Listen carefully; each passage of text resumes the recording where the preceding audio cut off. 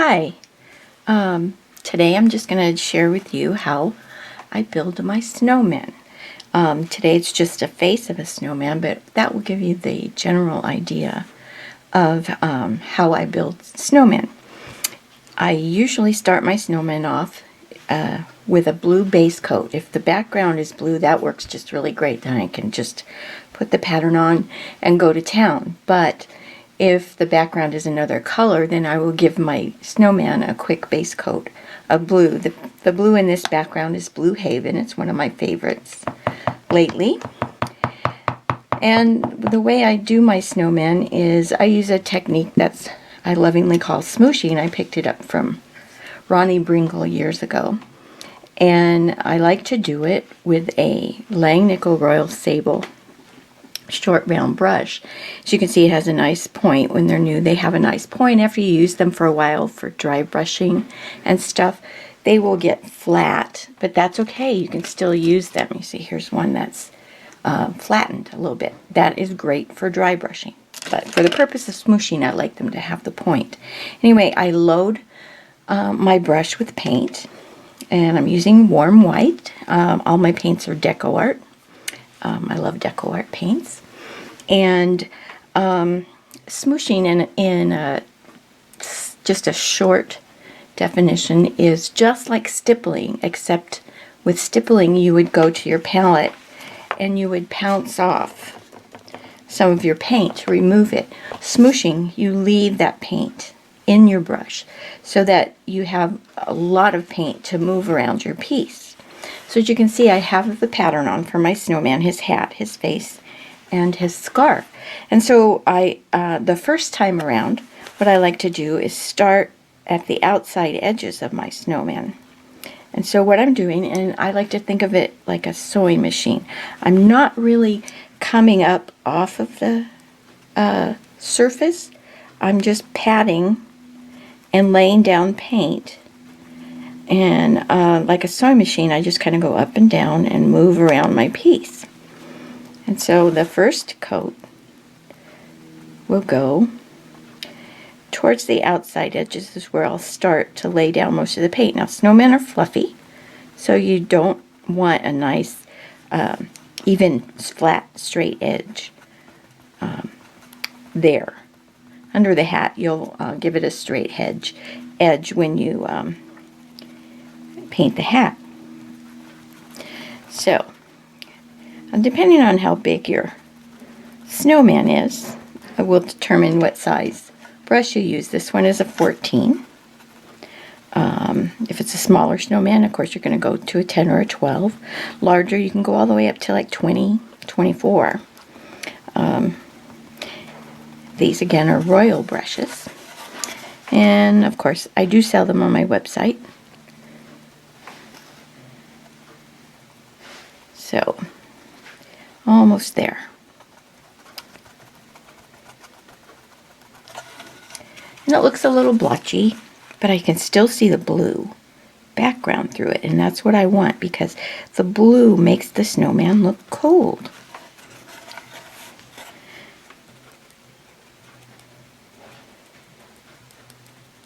So, it's just a little bit more. And you try not to get ridges too much. If you see a ridge, you just go back and kind of smash it down, or smoosh it down, as they say.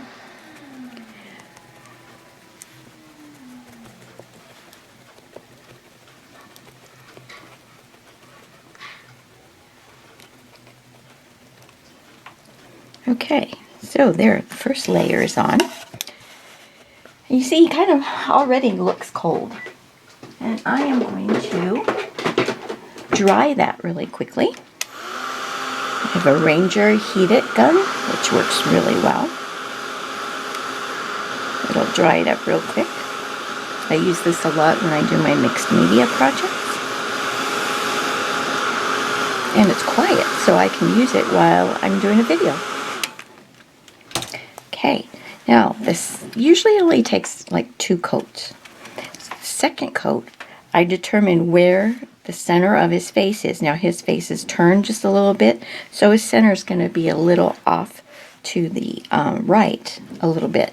And this time around, I'm going to start in the center because I want to lay down most of the paint in the center and where my highlighted part of my face is going to be. And I want to keep some of that blue along the side edges to act as shading.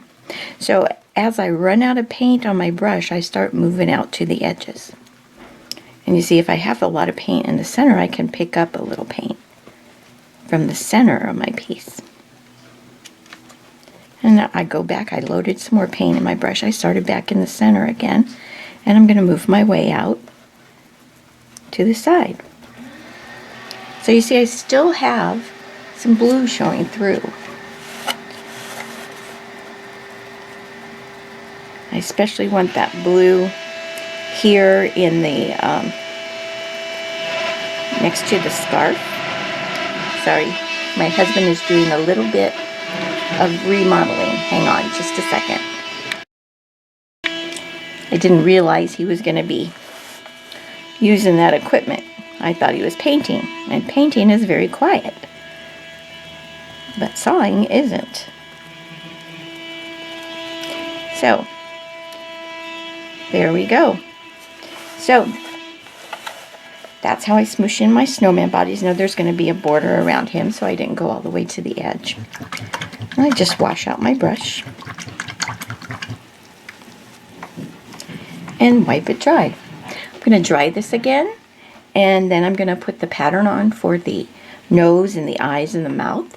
And so I'm going to pause this for a second so you don't have to watch me dry it or apply a pattern, because I'm pretty sure you know how to do that.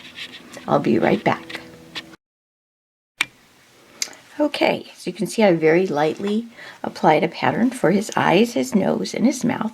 And one of the first things I'm going to do is I'm going to give him some cheeks. And this time I'm using the color Melon by DecoArt. And we'll just dry brush some nice round cheeks on him.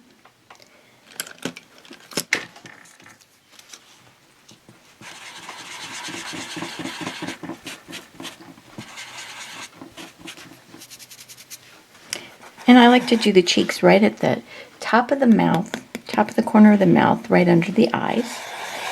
And I don't like them to be real bright, but I like them to be a good size.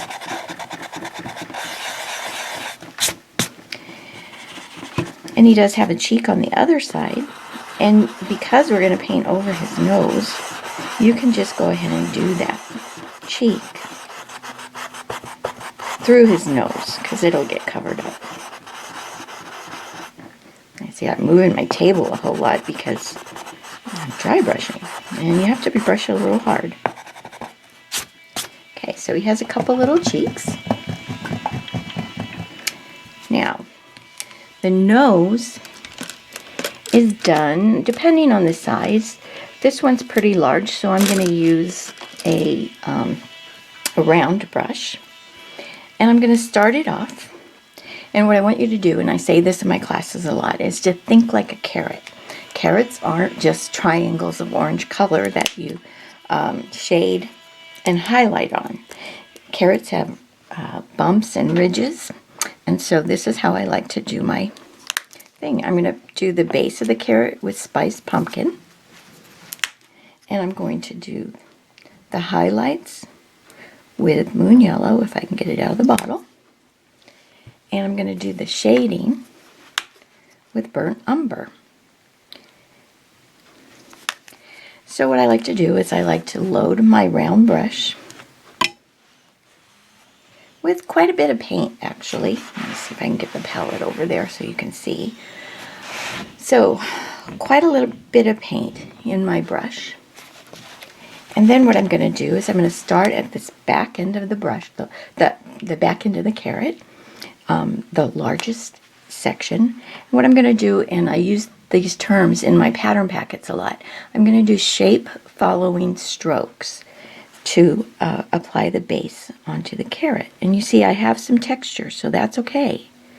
And all I'm doing is I'm following the shape of that carrot. Now don't worry too much about this lower edge, because we'll fix that when we come in and stroke on the shading. And carrots aren't exactly straight. or perfectly shaped. And as I stroke this on, the carrot obviously gets a little smaller until I'm just dabbing on the point. Okay, this is important. I just wipe my brush out. I don't clean it out. I want the orange in there. So now I'm going to pick up some moon yellow on my dirty brush, and I'm going to stroke some highlighting on the top of this carrot. And what I want to make sure I do is that I keep using shape following strokes, but I also want to vary the end point. I don't want to pull all the same length strokes across his nose. So some are going to be shorter, some are going to be longer. There might be a couple that are the same length. And again, you just dab it off towards the end. Now, the yellow and the orange have mixed together, so it's not a blaring highlight. And once again, I just wipe my brush out on my towel. I'm going to turn my guy over, and I'm going to pick up some burnt umber on my dirty brush. Then I'm going to stroke on the shading, once again using shape following strokes and not ending them in the same place, but varying their end points.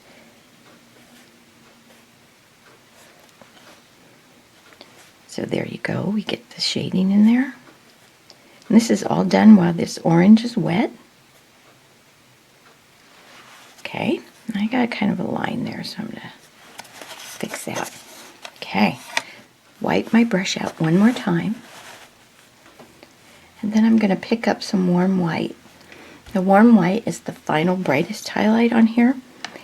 And what I like to do is I just kind of dibby-dab it across the top of his nose. But I don't do it right at the very top edge. I drop down just a hair. And here again, you don't want it to all be the same size. You want to vary it. That's why I dibby-dab till you get to the end. Okay. And now, one last thing to this nose. I have to dry it. And then we're going to add a reflective shadow to the bottom of it. And it makes all the difference in the world. It makes his nose look cold. Okay, that's dry enough there. So with a flat brush and some Blue Haven, which was my original base coat, I am going to add a float of Blue Haven along the bottom of the nose on top of the burnt umber shading that we stroked on. And this is a regular float. You know, side load, blend it out, and then go to your piece. So, here along the bottom, see, it's not full strength Blue Haven. It's very well blended out.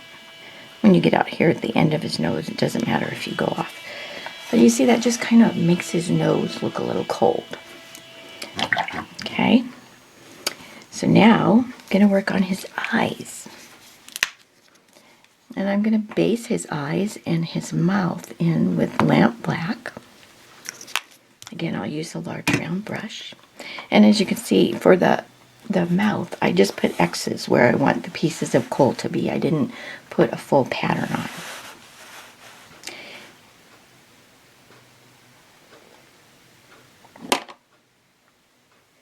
And I base in the entire eye with lampblack.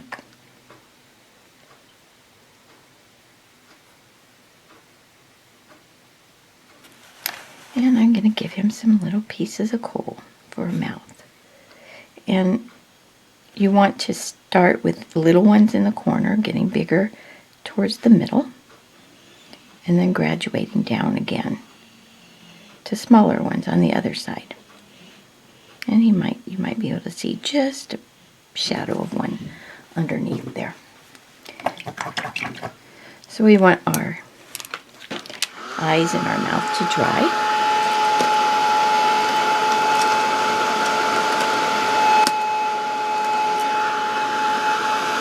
I love this heat tool.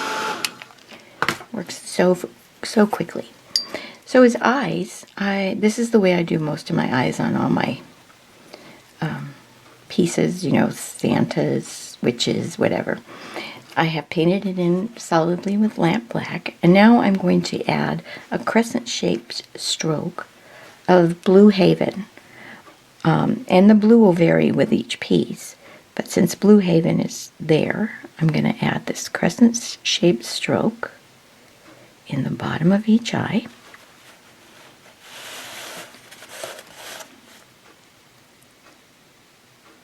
And I'm using a liner brush to put this in.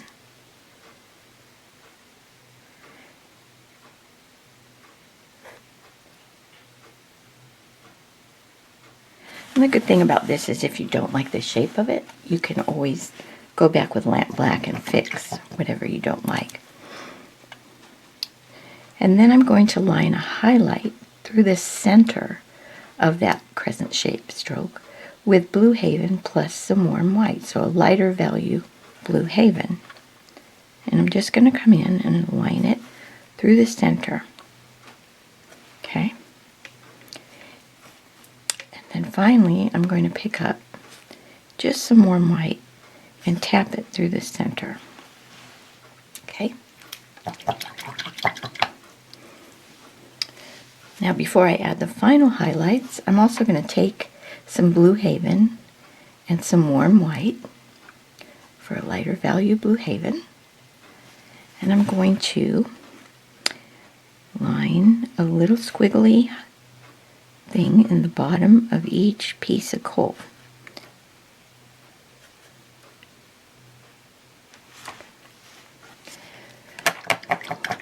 Then I'm going to take my liner brush and I'm going to thin down some Blue Haven, straight Blue Haven.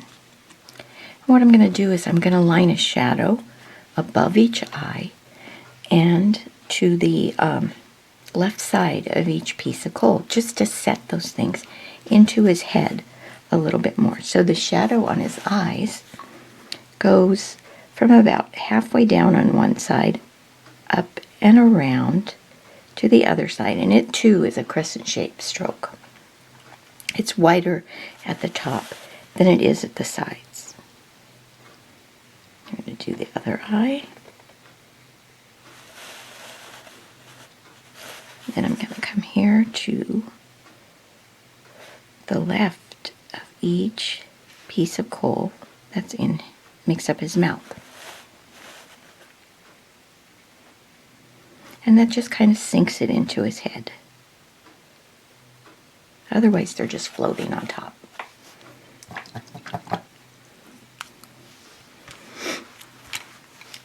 Then I can go back with straight warm white and add a little set down highlight of warm white in each piece of coal. And I add a couple of little highlights in the eyes. He looks happier now. Finally, I'm going to give some little eyelashes to his eyes, and I do that with a smaller liner brush, like a 10-aught. You could do it with a 1 also. And thin lampblack. And the way I like to do that is, let's see if I can get up here a little closer. I take the brush loaded with thin lampblack.